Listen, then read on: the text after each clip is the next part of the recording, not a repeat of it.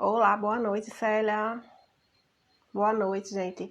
A transmissão acabou caindo. Acho que a gente está enfrentando aqui alguma sobrecarga na plataforma do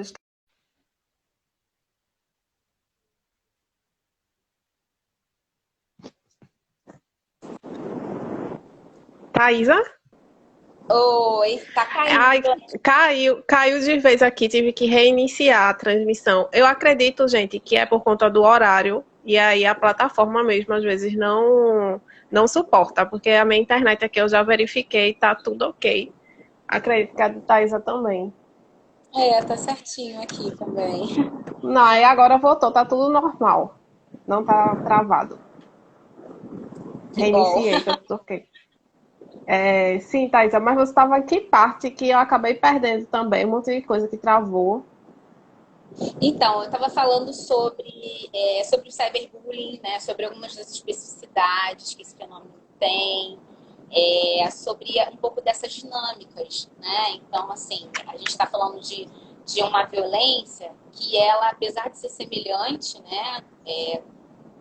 Bullying, ela tem algumas especificidades, como a questão da possibilidade de anonimato, a individualidade nessa prática, né? Ou seja, basta apenas um compartilhamento, né, de uma postagem depreciativa, que essa mesma postagem ela vai circular aí de diferentes plataformas de redes sociais, né? E esse conteúdo ele pode ser baixado, né? Ou seja, mantido em offline em outro momento essa postagem retornar para as redes, né? Ah, Thaisa, mas aí você pode denunciar, né, para as plataformas. Isso pode e deve fazer isso, né? Mas assim, isso mostra para a gente duas coisas. Que é uma violência que tem danos muito mais deletérios, né? E assim, sem precedentes para quem sofre essa violência. Existe aí um aumento exponencial da audiência, ou seja, de quem são os espectadores dessa violência. Né? A gente entende também que os espectadores têm aí um papel muito importante, né? Porque eles vão, de uma certa forma, legitimar essa prática. Né? Dizendo assim, ó, eu curtindo uma publicação, né? Fortalecendo, né? Através dos recompartilhamentos, né? Então, ou até mesmo dizendo assim, ó, não gostei dessa publicação, eu vou lá, eu vou bloquear, eu vou lá e vou denunciar para a plataforma, enfim, vou denunciar o site, né? Então, assim, é uma violência que não precisa da presença física das pessoas, né? Então, assim, muitas das vezes, quem faz essas práticas realmente aproveita dessa possibilidade, né, de estar atrás da tela, de não ter a necessidade de mostrar o seu rosto para executar essa prática. Existe também aí uma sobreposição, né? Quando a gente fala de bullying, cyberbullying, por exemplo, uma pessoa que é vítima de bullying, né, no contexto escolar, ela pode ser uma perpetradora de cyberbullying, né? Como uma Hum. possibilidade aí de vingança, né? Do seu algoz. Então, da mesma forma que aquele que faz a prática do bullying no ambiente presencial, ele também pode migrar essa violência para o contexto digital, né? Então, assim, existe aí, como eu falei anteriormente, essa possibilidade de sobreposição dessas violências, né? E quem são os personagens, né? São as vítimas, né? Que eu procuro, geralmente, eu não gosto muito de usar esse termo vítima. Eu geralmente chamo de acometidos, aquele que sofreu a violência, né? Porque a vítima dá essa conotação daí uma sensação de que a pessoa não teria possibilidade de superar esse tipo de violência, né? Então, assim, existem algumas possibilidades. É bem verdade que existem algumas consequências que são bem drásticas em algumas situações de cyberbullying, mas existe sim a possibilidade de enfrentamento, aí, de combate a essa violência.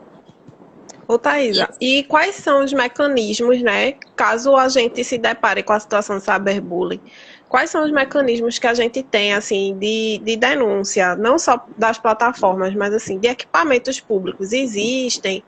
Funcionam durante a tua trajetória aí de pesquisa? Como é que tu vê? então, o que acontece? A gente, hoje, os principais mecanismos de enfrentamento, né, eu acho que assim, de que a gente pode estar destacando, são os mecanismos digitais. A gente tem o site da SaferNet, né, que é uma organização internacional que tem uma sede aqui no Brasil. Esse site, eles coletam denúncias, né? Então, assim, se uma pessoa sofreu essa violência ou identificou um caso de cyberbullying na internet, pode entrar nesse site e eles têm ali um helpline e a pessoa pode fazer ali a descrição, né, do caso. Você não precisa inclusive, se apresentar, né? Você pode manter aí o anonimato, se você assim quiser, tá? O Disque 100 também pode ser utilizado aí como uma ferramenta. É bem verdade que essa questão das violências que se manifestam aí nesse contexto digital é algo muito novo para os equipamentos, aí se a gente for pensar em equipamentos de assistência, em termos de recebimento de demanda, né? Eu costumo dizer o seguinte, que uma pessoa, de um modo geral, ela não vai acessar CREAS, né, que é um Centro de Referência Especializado de Assistência Social, inicialmente, talvez por uma demanda assim, eu sofri o cyberbullying. Talvez a demanda que se apresente inicialmente seja a repercussão desse cyberbullying. Por exemplo, o cyberbullying, ele migrou para o ambiente presencial, né, e houve aí uma agressão, por exemplo. Houve aí um dano a um patrimônio. E aí o adolescente que perpetrou essa violência, ele foi representado judicialmente, aí ele vai ter que cumprir uma medida socioeducativa, né? Então, assim, um adolescente que chega numa unidade básica de saúde porque está apresentando sintomas de depressão, ou um adolescente que o CRAS é acionado porque está aí com baixo rendimento escolar, né? E aí depois tem que encaminhar esse caso aí para o CRES. Então, assim, é importante a gente falar, né, que esses equipamentos eles precisam estar capacitados para conhecer também, entender como que tipos de violências que podem estar sendo manifestos, né, nas ambiências de sociabilidade digital e que podem vir a se repercutir em um caso para acompanhamento. Eu participei recentemente de uma reunião de capacitação com equipes da assistência social de um município próximo aqui de casa, em que já estavam aparecendo demandas relacionadas ao cyberbullying. Né? Então, assim, a demanda apareceu na saúde, né? Então, assim, um adolescente chegou com uma questão de depressão, e aí o técnico, né? E aí quando a gente fala da escuta qualificada, né? Desse profissional, seja da assistência, seja profissional de psicologia, né? Que vai receber essa denúncia e encaminhar para além da demanda que é apresentada ali no primeiro momento do atendimento, né? Entendendo que essa demanda, ela não necessariamente é inicial, ela pode ser uma consequência de outros atos, no caso do cyberbullying, né? Então, assim, eles têm criado aqui no Rio de Janeiro, estão pensando, né, algo que é milionário, né? Fazerem protocolos de atendimentos com relação a esse tipo de violência que acontece no ambiente digital, né? Então, assim, uma das ações que eles estão iniciando são as capacitações das equipes, por conta de que esses casos já têm aparecido, né? Então, assim, aparece geralmente os casos são descobertos pela escola, né? Porque aconteceu de um aluno para outro, né? E aí as escolas acionam o conselho tutelar, né? E, consequentemente, essa equipe vai acionando a rede socioassistencial. Não sei se eu consegui responder. Sim, deu um panorama geral. Eu perguntei porque aqui em Recife tem uma delegacia de crimes cibernéticos.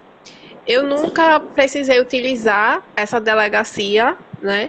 Mas eu tenho algumas pessoas que já acionaram, mas no sentido assim de golpes na internet. E aí eu fiquei me perguntando se um caso de cyberbullying, ele não seria direcionado também para essa delegacia. Sim. Que eu realmente não... Então, Sim? No caso do cyberbullying, eu estava dando exemplo para vocês sobre a SaferNet. A SaferNet, quando ela recebe essa demanda de denúncia, ela encaminha para diferentes órgãos, e aí é de acordo com o tipo de denúncia que você faz. Isso cabe lembrar que eles não recebem só denúncia de de cyberbullying. Recebem denúncia de sextorção, recebem denúncia de extorsão digital, né? Enfim, de pornografia. E aí, no caso, você pode também fazer a denúncia nas delegacias de crimes cibernéticos, mas para isso você precisa ter provas materiais. Então, como é que é isso? Você precisa, né, printar, baixar esses conteúdos, né, que comprovem que houve essa violência, e aí, a partir, né, do encaminhamento para a delegacia, né, isso vai gerar no futuro, né, um processo e passível inclusive Pena? de pena, né, inclusive de restituição aí dos danos morais, né, e quando, como eu usei exemplo, né, da Uhum. possibilidade de você ter reparação material quando essa violência ela sai do ambiente digital e vai para o ambiente presencial, enfim. Então é possível sim Ah, fazer a interessante. denúncia na delegacia digital, ok? Interessante. E tu estás pesquisando hoje, né, atualmente, sobre o que especificamente relacionado ao cyberbullying? Então, eu tô trabalhando, o meu estudo ele é um recorte de uma pesquisa maior, né, um inquérito, que a gente está analisando outros tipos de violência no contexto digital, né, como o cyberdating abusing, né, que é uma espécie de pornografia de vingança, né, quando há aí um compartilhamento de imagens íntimas não consentidas por parceiros íntimos ou ex-parceiros íntimos, né? A gente está investigando outras violências também, como suicídio, automutilação. Então, assim, a minha proposta agora de trabalho é identificar aí as possibilidades de prevenção dessa violência, né? Hum, Enfim, os adolescentes, o que eles entendem sobre possibilidade de prevenção, né? O que eles têm feito para poder se prevenir dessa violência, né? Se eles conhecem essas possibilidades também. Um pouco nessa linha, entendi. né? Trabalhando na perspectiva de prevenção, né? Entendi. E aí, teu campo, né, de pesquisa é a internet através do Google? Ou tu pesquisa, por exemplo, Deep Web também? É a Não, não. internet geral. É a da Na internet verdade, através do Google. é, não é a Deep Web, não. Na verdade, nessa fase da minha pesquisa agora, a gente vai estar trabalhando com as experiências dos adolescentes, né? Então, a gente está trabalhando aí com grupo focal, né? Com Hum. entrevistas, para conhecer a realidade a partir da experiência deles. Ah, entendi, legal. E assim, quais os caminhos que tu acredita para a gente superar, né, essa violência, que querendo ou não tem aumentado bastante com o uso das TICs, né? Agora, por exemplo, que a gente está nesse momento de isolamento social, então as pessoas têm utilizado ainda mais as TICs. Quais os desafios que tu ainda vê assim para essa área, as possibilidades de superação também, assim, né? Bacana você falar sobre isso, porque assim, como você mesmo comentou, a gente está num momento, né, em que os jovens eles estão em casa, assim como todos os adultos, obviamente, mas existe uma hiperexposição, né, por conta do Uhum. acesso aumentado dessas chiques, né? Então, assim, isso faz com que os adolescentes se tornem mais vulneráveis às possibilidades de violência nesse contexto digital. Então, assim, é importante os pais saberem o que seus filhos estão fazendo na internet, né? Assim, quando eu falo dessa coisa do monitoramento, mas é um monitoramento, assim, com uma conversa, né? Esse pai, ele precisa dialogar com esse jovem, né? Respeitando aí também a autonomia desses adolescentes, né? Porque hoje em dia Em uma grande parte, né, os jovens eles têm os seus próprios aparelhos digitais, né? Então, assim, o celular é de uso individual, né? Então, assim, é negociar, sabe? Negociar o tempo de acesso, negociar, inclusive saber mesmo, procurar saber o que você faz na internet, você joga, quais são os tipos de jogos, conhecer, né, um pouco das redes sociais que esses adolescentes utilizam. Isso são algumas das estratégias para a gente pensar com relação à prevenção, né? Eu acho que capacitar as equipes, né, de profissionais das escolas e os pais também de conhecerem, né, essas dinâmicas de violência que acontecem no ambiente digital, né? A gente pensando aí que os pais, eles não são nativos digitais, mas são imigrantes, né? E por vezes têm dificuldade, né, de manuseio dessas tecnologias, né? Eu, conversando com alguns adolescentes, eles estavam me falando sobre alguns aplicativos que agora tem sido uma febre entre os adolescentes, em que eles se cadastram e você pode estar ali, você não precisa se identificar, ou seja, você faz uma pergunta e as pessoas respondem anonimamente sobre o que você perguntou. Por exemplo, eu estou bonita hoje? E aí, qualquer pessoa pode responder, ela não vai ser identificada, porque a lógica desse aplicativo é a manutenção do anonimato. E esse tipo de aplicativo tem sido um grande celeiro aí de práticas de cyberbullying.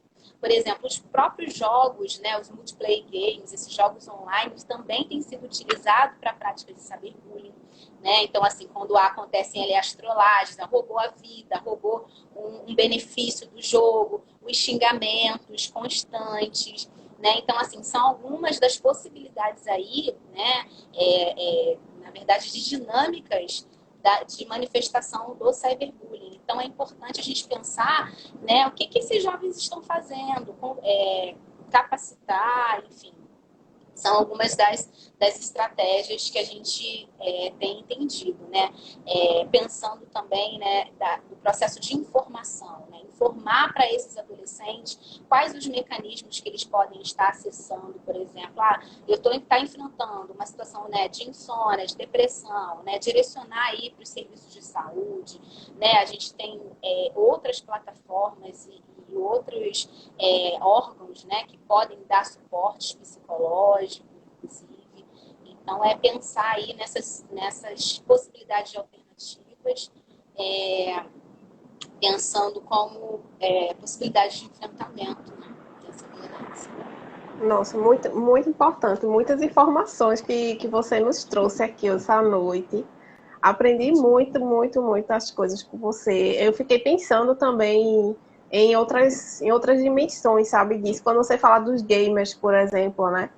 E aí, como é que isso também poderia ser debatido no meio das startups de construção dos gamers, dessas startups de educação, por exemplo, né, que trabalham com mídias educativas. Acho que seria um debate muito interessante para o ramo tecnológico, né? Tá pensando o cyberbullying desde a construção dos softwares aí. Sim, sim. Estabelecendo mecanismos de denúncia, né, nos jogos, né, se perceber aí alguma questão específica. Porque realmente... por exemplo,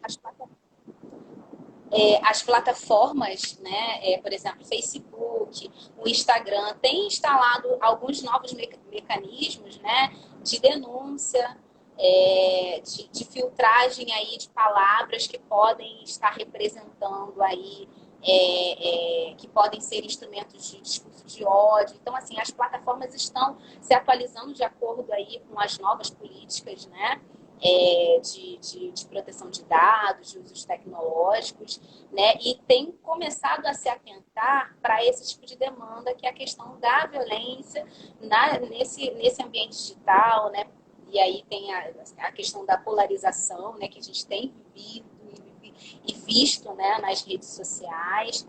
Então, pensando aí na questão dos jogos, seria uma possibilidade, né, pensar aí as políticas, né, não só de privacidade, mas de mecanismos de denúncia, né, de proteção aí em relação aos usuários. Com certeza. Com certeza, eu trouxe muitos insights aí. Ah, eu quero te agradecer, Thaisa, pela disponibilidade, pela parceria. Você que também é uma pessoa, né, que tem se construído essa relação pelo cyberespaço. Eu te conheci aqui pelo Instagram. E Verdade. aí foi bem, é bem o que a pessoa que participou ontem da live estava falando, né? Que a tecnologia ela também é um meio estratégico de aproximar pessoas. Então, mesmo a gente não se conhecendo, né, pessoalmente, mas a gente tem construído aí uma boa parceria. Amanhã a gente vai estar na live de Verdade. 5 horas, não é isso? Sobre serviço social e tecnologia. Vocês não podem perder, gente. Amanhã é dia do assistente social, né? Dia 15 de maio, e a gente vai estar discutindo como é que está esse debate da tecnologia no serviço social e as possíveis projeções de futuro aí. Sei lá, pensar talvez em intervenções remotas. Então a gente vai estar discutindo isso amanhã, 5 horas da tarde. E às 7 horas a gente tem a última live da semana, que é sobre envelhecimento humano e tecnologia, que também vai ser super top, com o Whindersson Ferreira, um especialista aqui em saúde do idoso. Então vai ser bem legal também. Quero muito te agradecer, Thaisa. Desejo muito sucesso a você, muita saúde nesse momento. Obrigada mais uma vez, tá, Débora? Sucesso aí. Parabéns pela iniciativa. Boa noite, gente. Agradeço muito a participação de todas e todos aqui. A gente se vê. Beijos. Beijo.